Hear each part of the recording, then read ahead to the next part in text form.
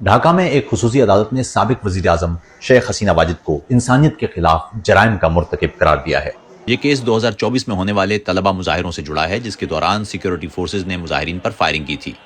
اقوام متحدہ کا کہنا ہے کہ اس دوران ممکنہ طور پر قریب 1400 افراد ہلاک ہوئے۔